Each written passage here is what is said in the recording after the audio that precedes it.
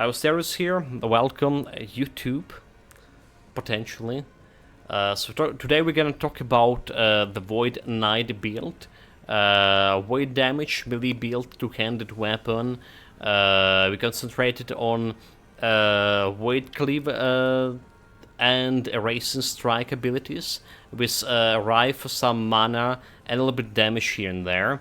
We have a Rebuke for that 80% damage reduction, while we stay in some big area and can escape. And we have also Volatile Reversal for some last minute saves there.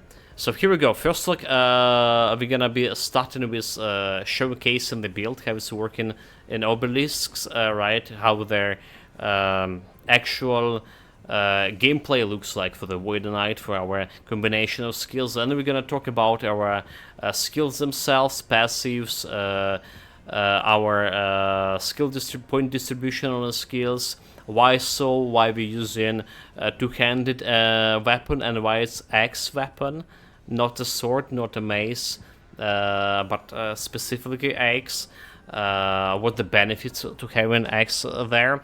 We're also gonna talk about the gear, what kind of gear you want for this build, and what kind of affixes to craft for the gear. Alright, the best one, the stats overall. We're gonna talk about everything. So this build is you're gonna be not gonna be finding some hard to get legendary items or unique items on this build. This build designed for easy to play, easy to build, right? Without much of grind. So most of the items we're gonna be using here is normal items, yellow items, or crafted exalted items here. I'm gonna talk what kind of base are best for the particular like egg slot or relic slot and stuff like that. All in a moment. First demonstration of actual gameplay. So we're gonna go and jump on some monoliths here. Alright, like there's Monoliths of Fate, the Last Ruin, level 90. We don't have corruption there, I believe, or do we? Let's see. We have 4 corruption, only 4, so it's acceptable. Let's say we jump in over here. Jump in whatever. So how the build, what the damage for the build. Basically we're erasing everything. So we have the Void Cleave over here as traversal skill. So we jump in over there. And my main damage is Erasing Strike, which is like literally you could say erasing everything, every stuff here. So a traverse, hit, erase. Every time the Void Cleave hitting a target, my next Void Strike will be a guarantee critical. So basically everything, when it's not dodging, dying with 1 hit here. With 1 hit. When I take some damage, some big damage or whatever, we just can Volatile Reversal. But most of the time, it's not really the stuff, right? You don't really need a Volatile Reversal. So when you're running out of mana, just hitting hitting any scene, even the I cannot do that. even just like staying and hitting with your swinging with a weapon, with your Rive ability to restore your mana. I cannot do that. And then you mana back. So the build is not mana hungry. It's not mana hungry. It's have a huge area, a huge crit, and well, it is also fragile. It is also fragile to some degree. There are some bosses. We got this build to level 68 on the hardcore, and then we just got one-shotted by the boss. And that's how it is. So we're only relying here as our survival ability. We're only relying on health. health regeneration and health leech. You saw like the moment we hit an enemy, even if you drop like to like 100 health, the moment we heal an enemy, we have enough health leech to just go back, bounce back to full health in a second.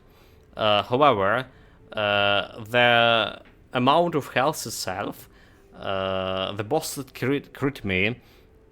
did crit me actually, and the amount of damage was more than my maximum amount of health. That's how we lost our hardcore character. Then we continued to level 84, 85 was the goal, but we're gonna talk about that later. So the survivability of the build, it's based on vitality. Vitality is the main stat for the Void Knight, so it's giving you health, 6-point health per vitality point, and it's giving you damage. So Void Cleave, Erasing Strike, and Rive, both of them are scaling with all of them, 3 of them scaling with vitality. Rive actually scaling with vitality because I'm using X. We're gonna get to that later. So you see my resistances, everything above 75%. Usually you want it to be like 100% on all the resistances over here. 75 can go higher than 75, but there are some monsters that can reduce your resistances by 25%. So in order to keep this 75%, you want to have at least additional 25 resistance in the reserves. Right, so we do have a lot of armor here.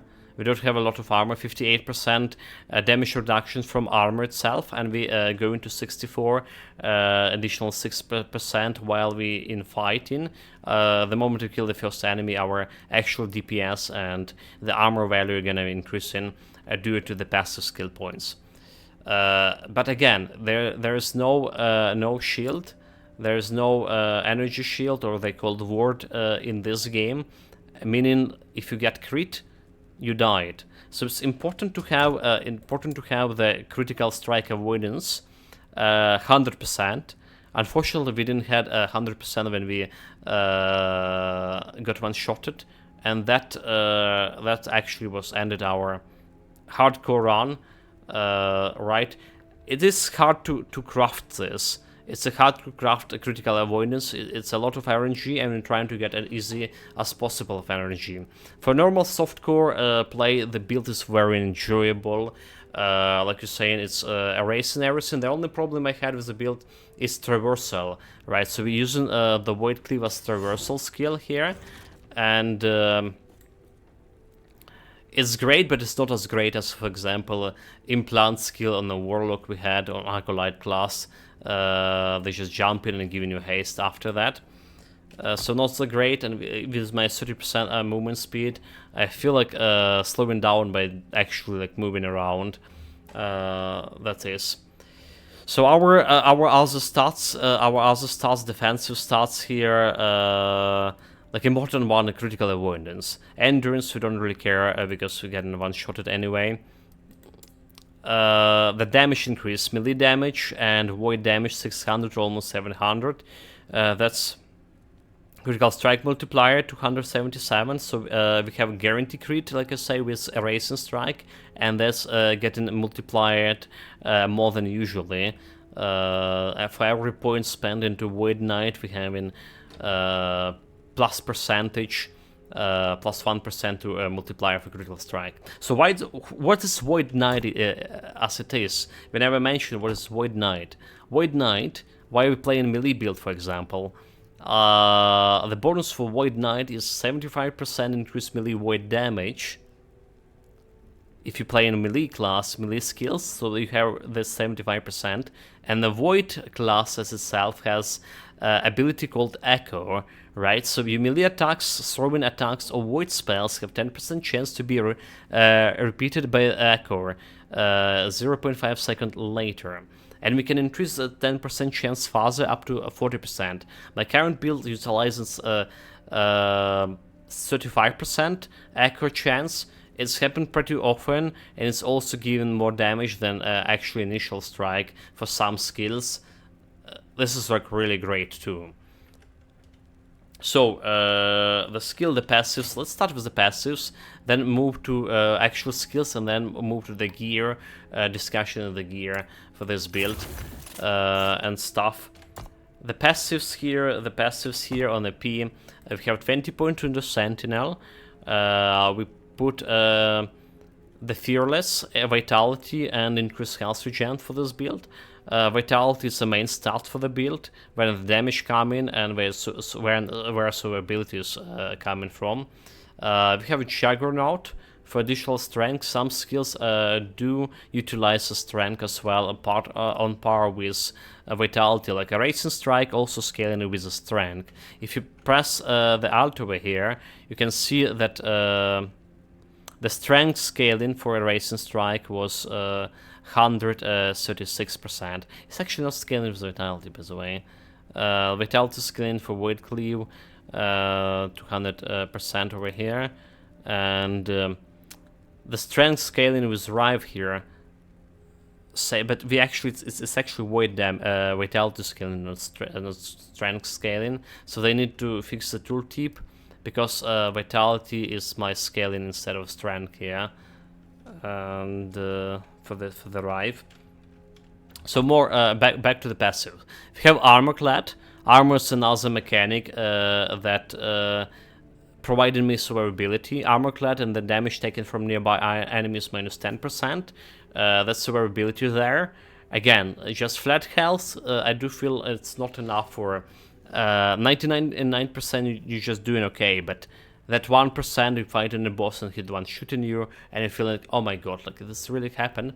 And another very important ability here, I think like all Sentinels probably go into it, the time and phase. So my directly using Rive, Vengeance, Smite, or Multi-Strike, gonna give me a health and mana. Let's have like regenerating mana like very fast here. Jump into Void Knight. Void Knight, we had 5 points on the Abyssal Endurance for that additional resistances and physical resistance at the beginning that we did need it. Usually I do wanted to refound it, but a refound system overall it's so stupid with this game. So like I do want to put it in, for example, into void damage. I don't need these resistances anymore. We're doing okay on that front. However, it's not so easy. We need to remove whole tree over here in order to just remove these points from here. Basically, a lot of gold and a lot of time spent. But here, I do advise you to put the points into void damage over here, Servant Steel, if you have okay with your resistances. Again, this was good for middle game, for me, when we were like locking with our resistances, not anymore for close to the end game stuff. Temporal Corruption, that's the first time we did. The Smite doing void damage. We did plan to play this Smite as one of the crucial skills for this build, is a damage traversal. But yeah, we really fast just realize it not gonna be better than erasing the Void Cleave as traversal skill, and not gonna be better damage than my actual melee damage skills I'm utilizing, the combination of erasing strike plus the Void Cleave. But nevertheless, if we get the flat void damage out of the Temporal Corruption, that's a good boost to my erasing strike and Void Cleave ability, well, and to Rive as well. The Word Eater, that's where the health leech coming from. One strike and with full health. That Void Corruption, critical multiplier for every point spent into Void Knight Mastery. I got it like quite late, like after we got like 50 or something points, because I have like better points to spend it. So I do recommend that you do the same. Put it like after you spend around 50 points in the Void Knight over here, because there are some direct damage skills involved here. The flat void damage over here, melee void damage. That's a big boost to your damage again. Then we have 4 points into, well, on level 85 we get 12 points over here. We started with 4 points over here. Every time you kill an enemy you get an increased melee damage, void damage, and armor. Armor, like I say, my protection, but initially you want only 4 until you get higher over here, until you get this one, the singular purpose, 10% more, 100% more increased void damage. We don't care about block here because we're using two-handed weapon.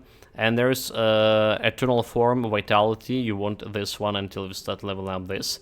Then the echo chance, 10% additional echo chance, 5% additional echo chance, and attack speed. That's echo chance 10% again. And we also have increased void damage and movement speed over here. And after you get like increased damage and movement speed over here, you want to start leveling up the Vor for this bonus on kill. So 4 points in order to get 4 points over here, but you want to prioritize this one and this one, where actually this. That's all about the passives here.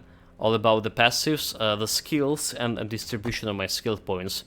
So like I say, the majority of the skill points, or the majority of the skills that doing the damage, 2 skills doing the damage, is that the Void Cleave and Erase and Strike. Again, we can get +3 points to all of those. It's just that I wasn't lucky in crafting those +3. So let's start with actual Rive here. Let's start with the Rive, because this skill we're utilizing a lot at the beginning of the game. It is have AoE, a decent one. It is providing you this mana on a hit, and it was a good good damage and skill. Good damage and skill up until we settle up a combination of the Erase and Strike and again the Void Cleave.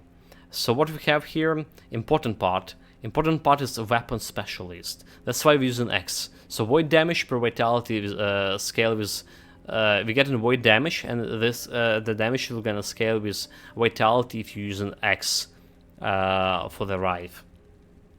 And that we get 15% damage over here. We got the void damage 10% and double echo chance for my Rive. It's actually like a double echo chance, so we have 35-70% chance or something like that with a Rive.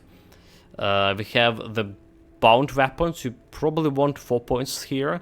Instead of like having 2 points over here, we want one point in the concentration and 4 points into bounded weapon, which is like a forged weapon. Also will be helpful on the beginning of the game. It's dealing quite a bit of damage. Alright. So, and the biggest thing you want probably before we get in Temporal Warrior. So first you want to get the weapon specialist, and second thing for a Rive you want to get the Forecleaver. For two-handed weapon, effect on damage stats on the weapon just doubled, and that's why we have like a lot of DPS on that, as much as DPS as in Erase and Strike. Alright, so more important, that's most important stats to get for this skill. There's been increasing my crit chance here for the Void Cleave specifically. We have some attack speed here, and we have some channeling, challenge rather say. So pulling enemy close to you. This is pretty good. The armor shred, it's alright to have. We tried the Indomitable. It's pretty bad skill, pretty bad. It's like no damage at all. So I don't know like why it's there. It's not scaling with anything. It just was when I was dealing like 1,000 of damage with Rives, I was dealing like 90 damage with this Wind Strike. I was like, wow, yeah, erase it from my memory. So Void Cleave. Void Cleave is our traversal skill. So that's one thing we got first. Gravity Age. Get the traversal. And another thing what we got is cannot be dodge. Right, dodging is kind of bad thing that's happening, and getting obliteration. So erasing Void Cleave hit at least one enemy. Erasing Strike always crit, And then the benefit if I can get the affix +3 to weight cleave. The next thing I would like to invest is flat weight damage over here, Crash and Echo. Which is like a lot of damage overall. What else we have? Increased cooldown recovery. Definitely you want to that if you're using it as the versatile skill, critical cooldown recovery. And there's a little bit of weight resistance shred also. I kinda, yeah, we kinda do need it. We kinda do need it. So erase and strike here, main attack and skill. Have more area.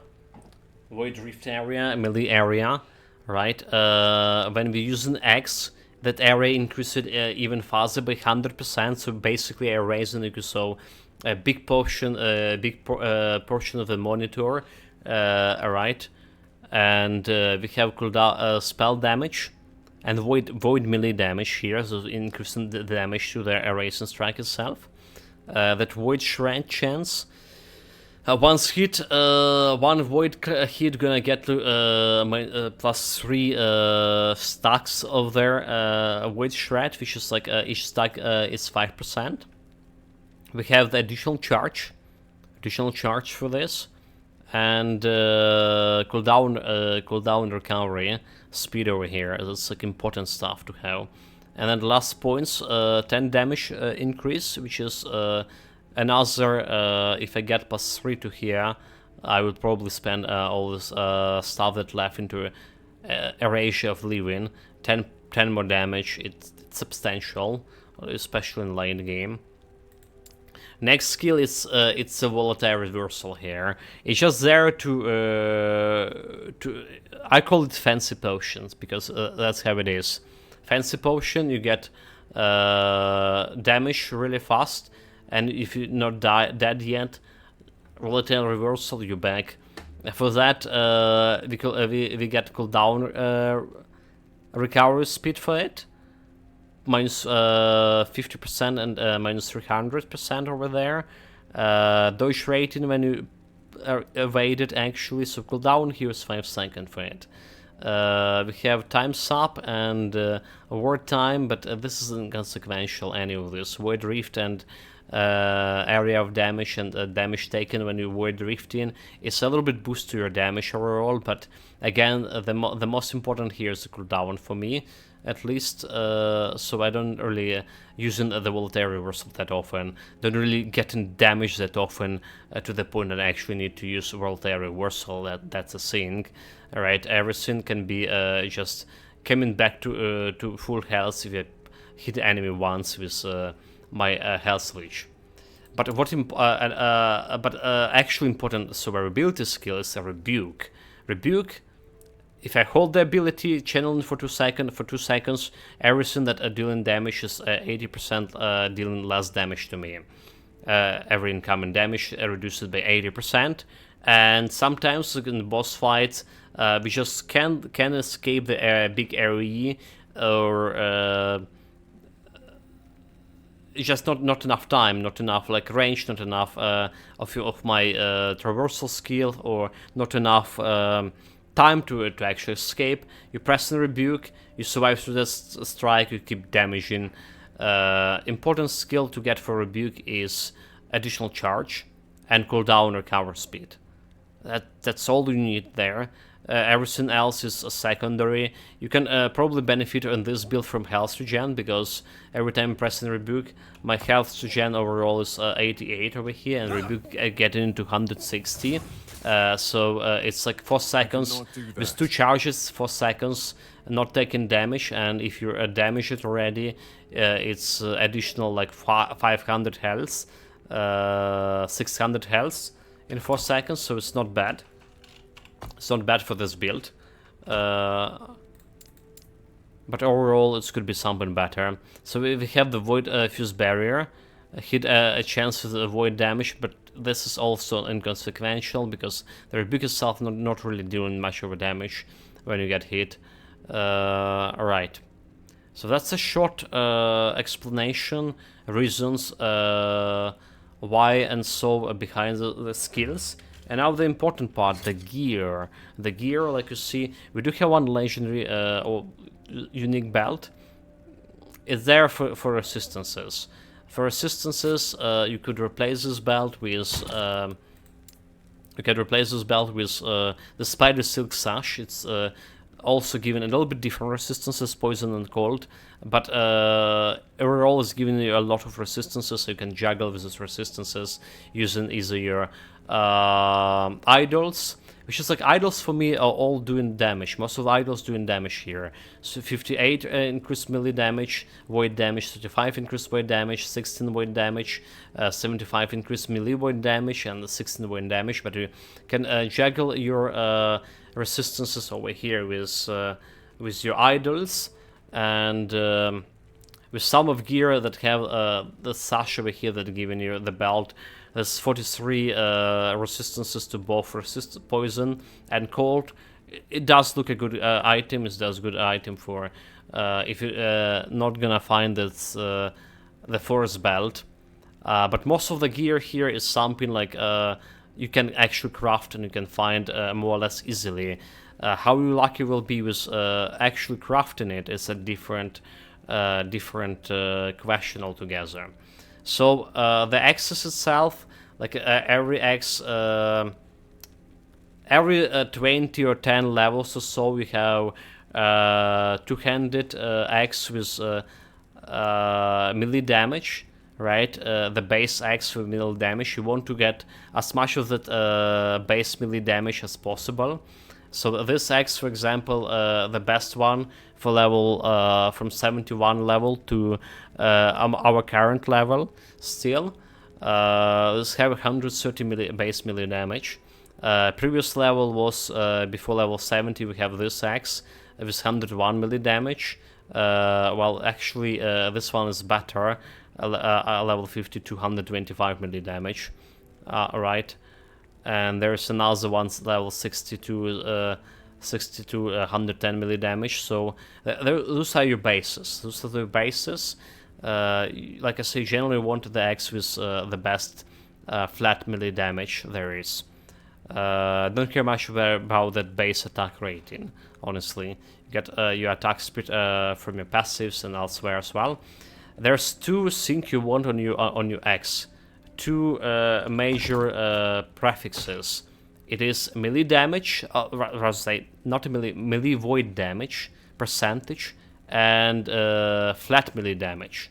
Where you see we have increased melee damage, so you can get just normal melee damage over here, but better to get actual void damage, because the tier 5 is the highest crafting tier for the affixes, and the melee damage increase. The highest melee damage percentage can go to 110%, while void damage can increase to 182%. Right, so you can get like way more damage out of the percentage increase void damage than actual percentage increase of melee damage. But yeah, those are for the X. Those are two most important affixes: flat void damage, and percentage melee damage, or percentage increase melee, percentage void damage, or percentage increase melee damage if you can find percentage increase in the void damage. I had so much trouble because we only like relying on those three craftable prefixes. It's kind of not easy to craft them. The item breaking, forging potential breaking so fast as well. I don't know how many axes I make a paperweight out of them, because we just minus 70 or minus 22 forging potential with one craft sync, even with Glyph of Hope. So that happened a lot. For suffixes over here, it doesn't really matter what you get, as long as you get those two, percentage melee instead of melee, actual percentage void instead of this. As long as you get this, The next best thing you can get is maybe +3 to all attributes. You still can benefit from vitality, you still can benefit from strength on this build, and other attributes like dexterity also can give you some dodge and some a little bit of resistances here and there. So next best one is plus all attributes, and us is going for actual suffix. Increased area of damage over here is good. Chance of reality on hit is also good, so that's gonna benefit you for sure. Melee void penetration or void damage penetration is also good. So that's about your weapon, main instrument of the slaughter. Next is rings. Something you can get like a really early on, the ring of the coral ring installation, and because of its vitality and health regen, vitality stat and vitality stat, like the start with scaling is built with again. So that's what you want. Again, so look, what you want here is increase weight damage. Increase weight damage. Here you want is a strength or vitality. Right, we're using all these rings for elemental resistance, but you also can add the critical strike avoidance, I believe. Crit strike avoidance, critical strike. Let's see. Critical strike avoidance can go on the boots, gloves, belt, rings, and helmets. So for the rings, having that additional critical strike avoidance, and they're very important to get this build to 100%. It's one of the prefixes you want of the rings. But as a base ring, to craft upon this coral ring, I think this is the best for this build. This is the best for the build. Nexus Relic. For a while we were using. Or do we even have it? The Mournful Pen. This kind of relic, Mournful Pennant, which is health, flat health, and health gain on melee hit for a while. But starting from level 70 or something, the Dreadful Banner is better. Because it's first of all, it's giving you an increased melee void damage percentage, can go up to 73, and the chance to apply Future Strike. We don't care about Future Strike, it's a dot damage. We're not scaling much with the dots damage, but there it is. So what you want here on your relic as the affixes, well, you don't want increased melee damage. Right, but we have +3 to shield bash here, which is inconsequential. What we really want to have here is plus erase and strike or void cleave. I can't remember what was going here. Void cleave.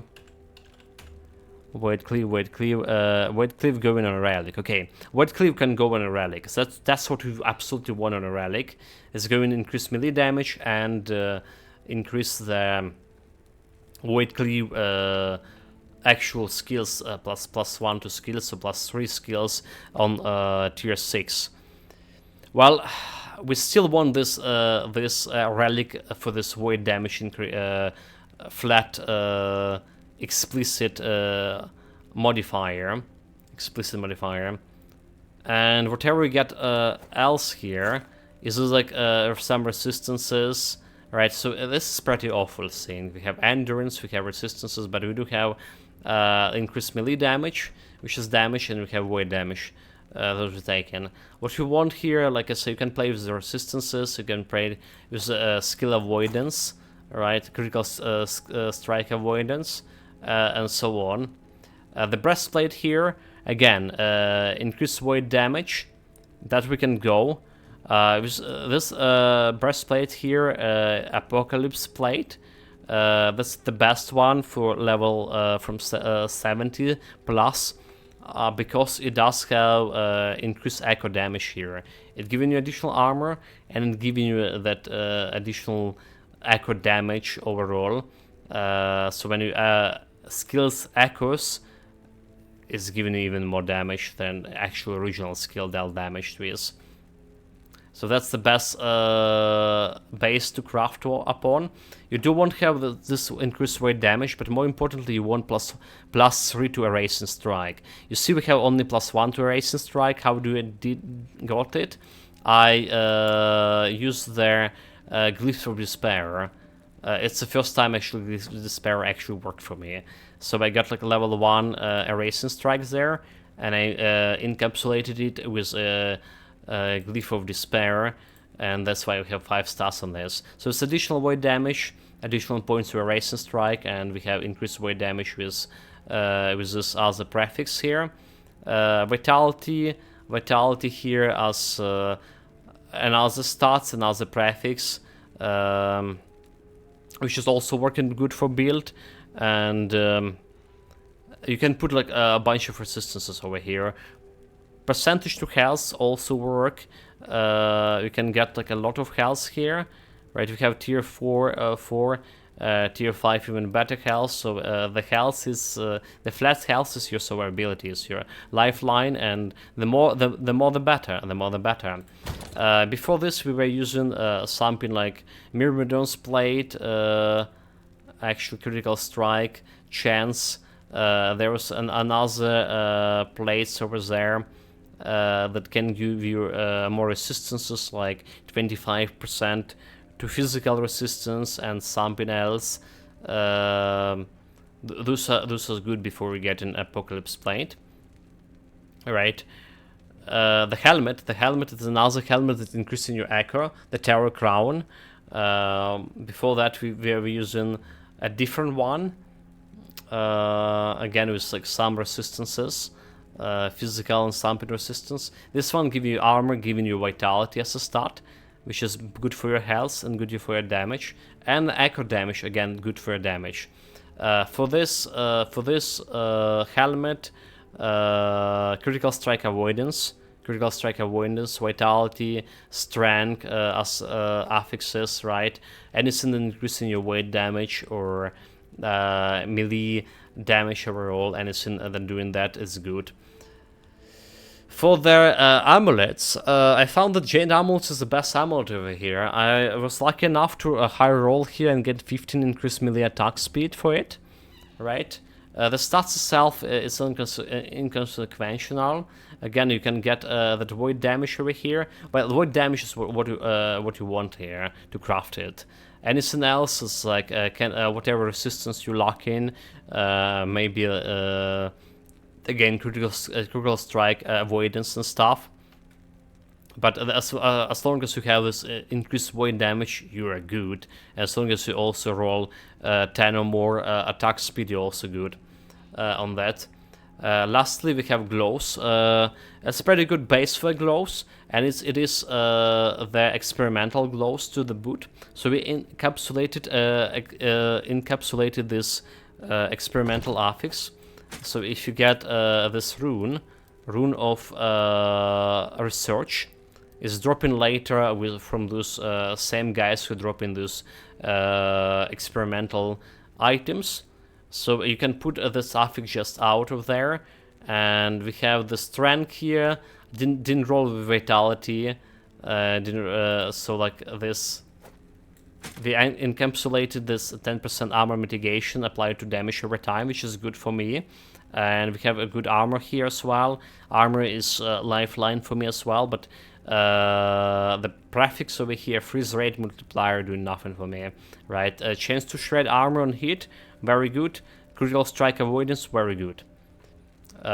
Boots, again, vitality, strength for affixes, some resistances if you can get reduction or armor, critical strike avoidance again, or some other resistances you lock in. That's what you put in the boots. And this one is 53 armor and movement speed. There's different bases for boots you can utilize, like this one, Citadel boots, better armor reduction, damage taken from critical strikes already. Alright, there's this boots over here, again more armor, more some fire resistances, so this is overall better base for the boots. There's another boots over here, mitigation damage over time, armor mitigation, so definitely better as the base, as my as the gloves we currently have. So you would like to take a hold of it, but it's level 86. It's level 86, so not there yet for me at least. And helmet, we didn't mention that the helmet is the spider silk sash. I think is a good good, I say helmet, good belt to craft upon it.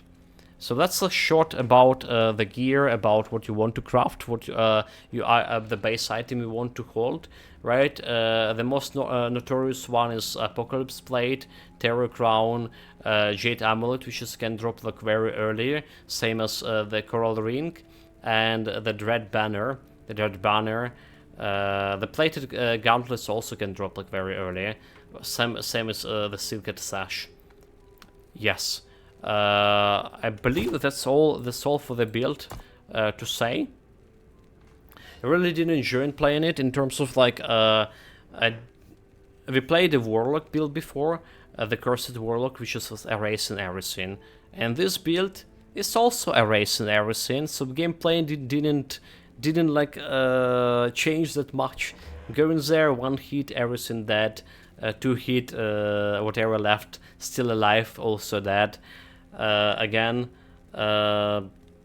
pretty good class, pretty good build we did create it. It's still not in the full potential, not even close to the full potential. For example, if you start deeper into the unique items and actual legendary items crafted from unique, you can come to like something like this boots over here, Dark Tide boots over here, way better than my current boots. Increase movement speed, change for Void Cleave, one charge for Void Cleave, so I can 2 Void Cleaves over here. Greatly improve your traversal through, right? Get flat melee void damage over here. Increase movement speed per void damage here. Increase void damage another way. So it's like and then we just combine it with something plus 111 vitality or something, and it's like just you killing people. So 48 movement speed with this, by the way, 18 additional movement speed.